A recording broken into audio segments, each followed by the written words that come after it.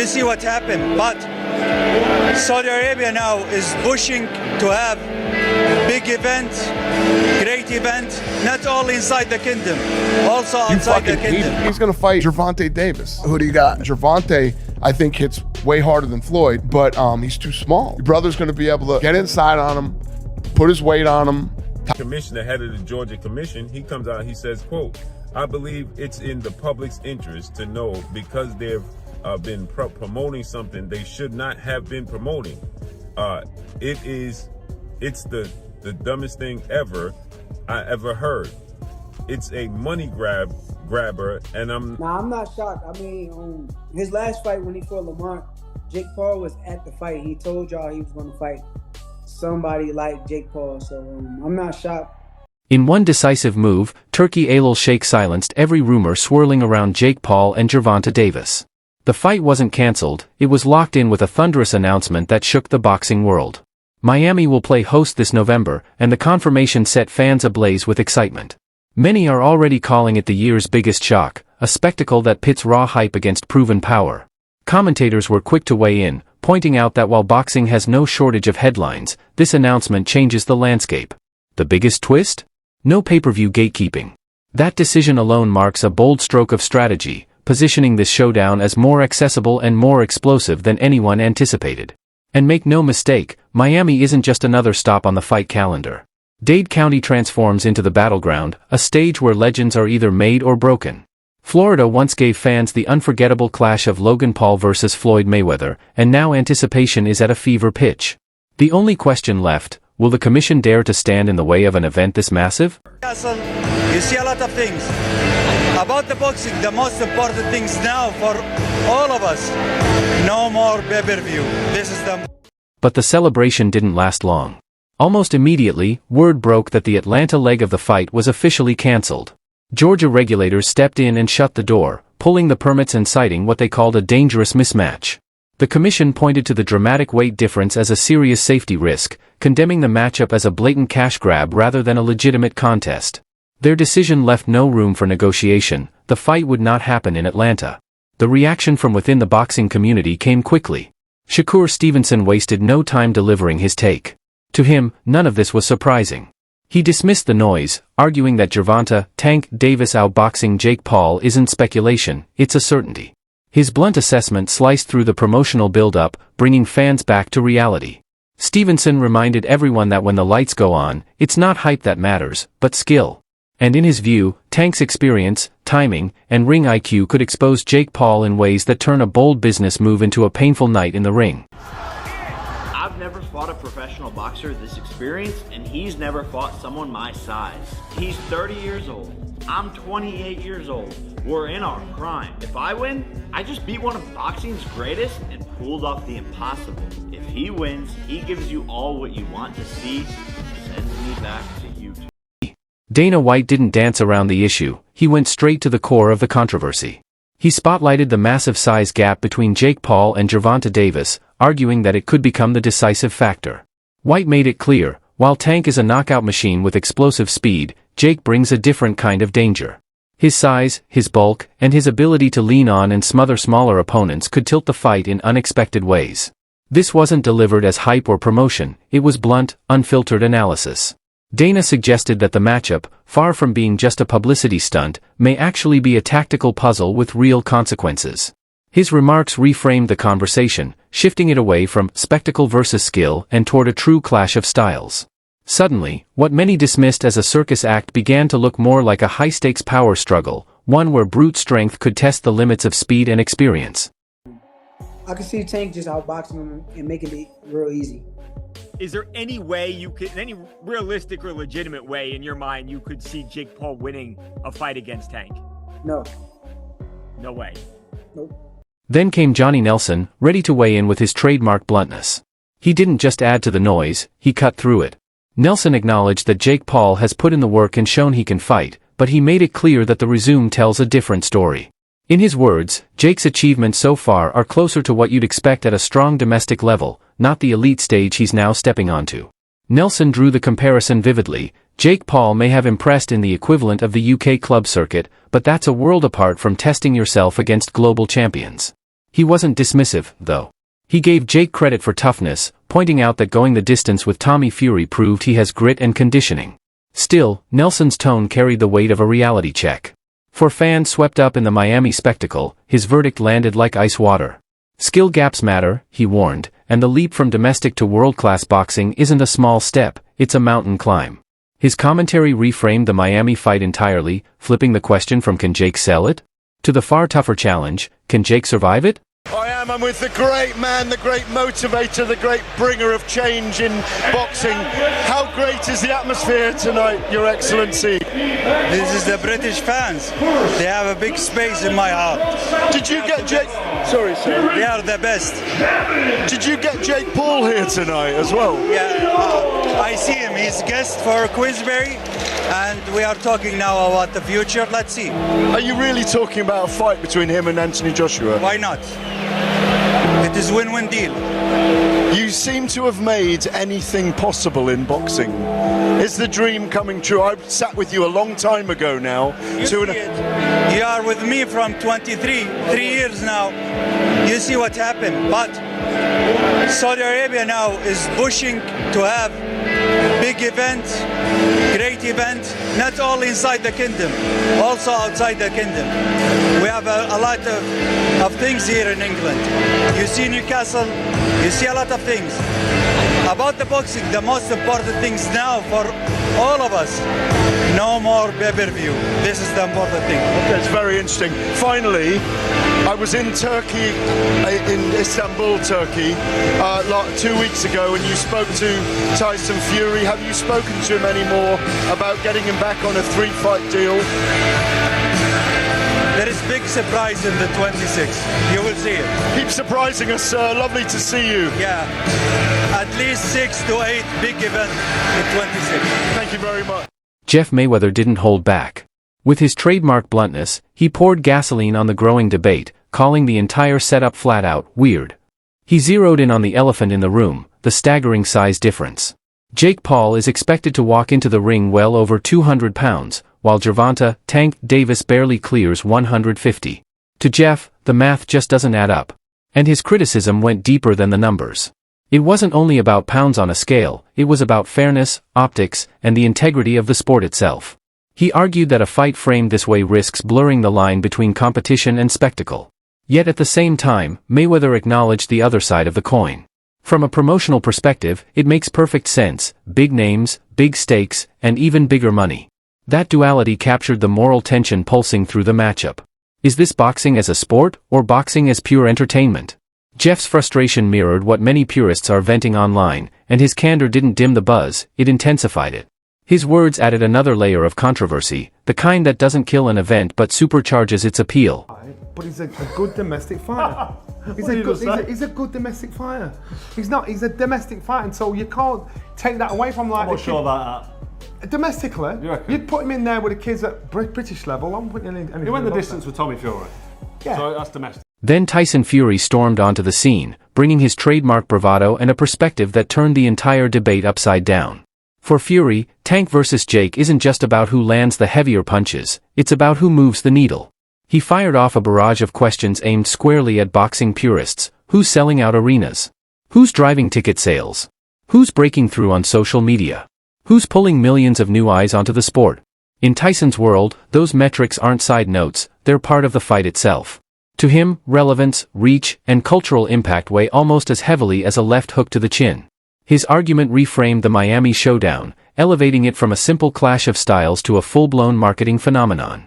Fury wasn't declaring Jake Paul the superior boxer. Instead, he painted him as the superior showman, the man better at making people care. The take was blunt, provocative, and borderline trollish, but it landed with a younger fan base that values spectacle as much as skill. In the end, Fury's commentary shifted the narrative. Tank Davis may dominate inside the ropes, but Jake Paul dominates the headlines. And in a sport built on attention, that might just be the future of boxing's business model. It's kind of weird, because Jake Paul is extremely bigger than Tank. And I mean, but with it being exhibition, it makes sense. It's fine. He got a big name. that he's going to be fighting. But I mean, it really makes no sense because he's going to be weighing over 200 and some pounds. Tank's going to probably be weighing maybe at the most 147, 150. So I don't even understand why the fight. And then Jake Paul himself stepped forward, ready to silence, or ignite, the storm with his own defiant proclamation. With a grin and a burst of confidence, he broke the fourth wall, speaking directly to critics who've shadowed him since day one. Instead of ducking the doubts, he leaned into them. Tank's punching power? His supposed superior skill set? To Jake, that's the very fuel that makes this fight unmissable. What stood out was the way he framed the narrative. Jake wasn't just selling a fight, he was baiting, daring the boxing world to keep questioning him. Every ounce of skepticism became part of his playbook. And with Netflix stepping in as the platform, the stakes soared even higher. This isn't a closed-door pay-per-view anymore, it's a global stage with mainstream exposure and crossover audiences that stretch far beyond boxing's usual borders. Jake's tone carried no hesitation. It was electric, the voice of a man who thrives on controversy and turns criticism into oxygen. That's exactly why fans tune in, whether they love him or hate him, they need to see what happens next. His words didn't just defend his place in the ring, they shifted the storyline entirely. This isn't framed as Tank's fight to lose anymore, it's Jake's fight to prove. And in the business of boxing, that kind of narrative is pure box office gold. Fantastic event. Anyone who don't think it's a fantastic event is jealous. Who's better, at Tank Davis or Jake Paul? So, immediately, yeah, the normal layman would say, oh, Tank Davis is better. But better at what? Is he better at selling tickets? Is he better at selling stadiums out? Is he better at creating controversy? Is he better at getting followed on Instagram? Is he better at putting more eyeballs on the boxing? Is he better than him at that? The answer would be no. But is he better at him in a fight? It has to be really, you have to break it down. You know what I mean? Duke McKenzie entered the conversation with no hesitation and no sugarcoating. To him, this fight is more than controversial, it's outright dangerous. His words carried the authority of a man who has seen mismatches unravel into real harm, and his tone was steeped in concern. McKenzie pointed directly to the numbers, an athlete tipping the scales at over 18 stone against a much smaller opponent who lives in an entirely different weight class. But McKenzie's criticism went beyond statistics. For him, it was about principle. Sharing the ring with a fighter like Gervonta Davis isn't something you buy with hype, it's something you earn through years of proving yourself at the highest level. His stance was part safety warning, part moral indictment, aimed at those who treat boxing as little more than a show. His words revealed the darker undercurrent beneath Miami's glittering spotlight. Behind the glitz, the endorsements, and the streaming deals, McKenzie warned, lurks the possibility of disaster. For longtime fans, his commentary rang true, echoing the fear that lucrative exhibitions could erode the very credibility of the sport they've cherished for decades. Yet, paradoxically, McKenzie's cautionary tone gave the fight even more gravity. He reminded the world that the stakes here aren't just about headlines, belts, or money. They cut deeper, into careers, into legacies, and, most importantly, into the health and safety of the fighters willing to step through the ropes. Starting Gervonta Davis on Netflix. Let's go. People think that he could actually beat me, and people think he could outbox me, and he's so powerful, and this and that. Spencer Oliver stepped in and immediately shifted the energy, from rumor to confirmation. With the confidence of a lawyer presenting exhibits, he laid out the evidence piece by piece, telling fans, this fight isn't just noise, it's real. His breakdown cut through speculation and anchored the hype in fact. Then came the twist. Oliver revealed that Anthony Joshua's negotiations had collapsed over broadcast rights, a bombshell detail that widened the lens. Suddenly, this wasn't just about Jake Paul and Gervonta Davis. It was also about the messy politics, power plays, and financial stakes that shape every megafight behind the scenes.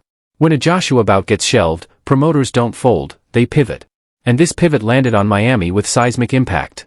Oliver's commentary reframed everything. Jake versus Davis wasn't some circus act anymore, it looked like the natural next step in boxing's constantly shifting chessboard.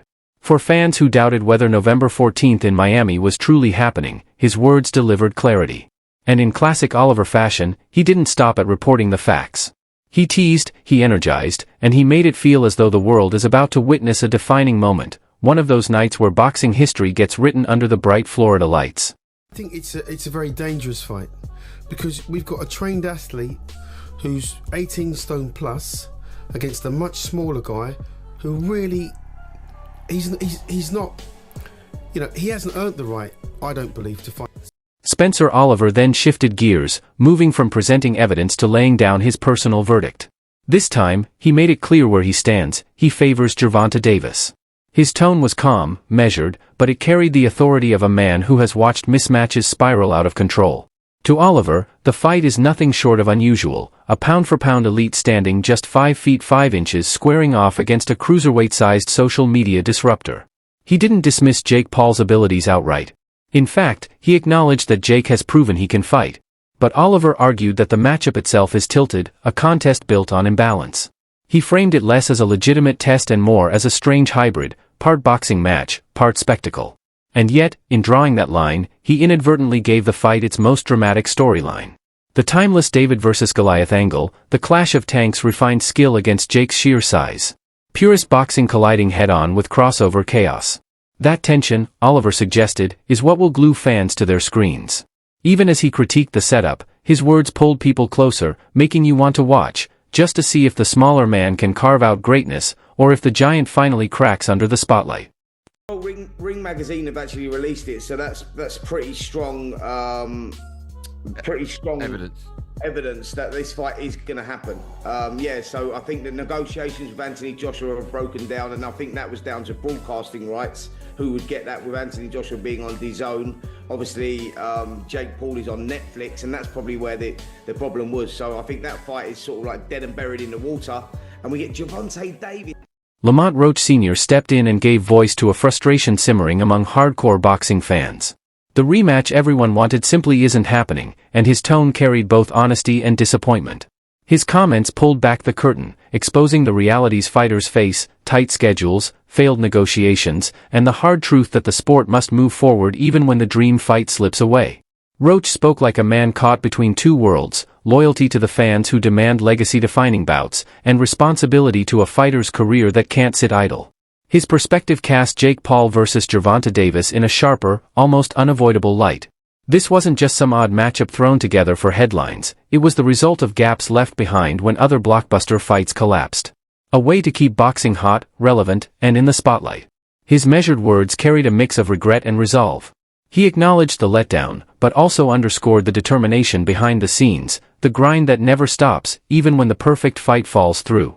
For fans, his commentary was a reminder that boxing isn't just about hype or glamour. For the athletes, it's about momentum. And when one path closes, promoters and fighters carve out the next best spectacle to keep the sport alive. I think Gervonta Davis actually beats him as well. He's one of the pound-for-pound best fighters in the world at lightweight.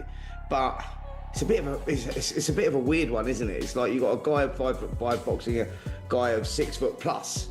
Cruiserweight, yeah, it's just all a little bit odd. I thought if they're going to do an exhibition, perhaps Jake should have picked someone more his size. The stage is set, and November 14th in Miami is no ordinary date on the boxing calendar. It's a collision of two worlds, each carrying its own stakes and its own story. On one side stands Jake Paul, armed with size, youth, and a disruptive energy that has dragged boxing into mainstream headlines like never before. On the other side is Gervonta "Tank" Davis, a fighter with pedigree, precision, and the kind of one-punch power that can end a career, or a fairy tale, in seconds. Across the build-up, we've heard from promoters, fighters, and analysts, each layering the fight with their own mix of hype, concern, and conviction. Some call it dangerous. Others call it genius.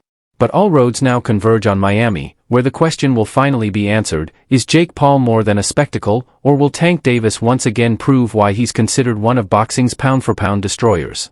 Millions will be watching, and the narratives are clear. This isn't just about belts or business, it's about survival, legitimacy, and legacy. So, what do you think? Will Jake Paul shock the world and silence his critics, or will Gervonta Davis crush the hype and remind everyone what real boxing power looks like? Drop your thoughts in the comments and join the debate. That's the fight we won, and I think that's the fight the fans want, such after a great fight like that. Everybody's looking forward to the second bout, but unfortunately, things ain't lining up as planned, so we just can't sit around and wait. We gotta move forward and continue.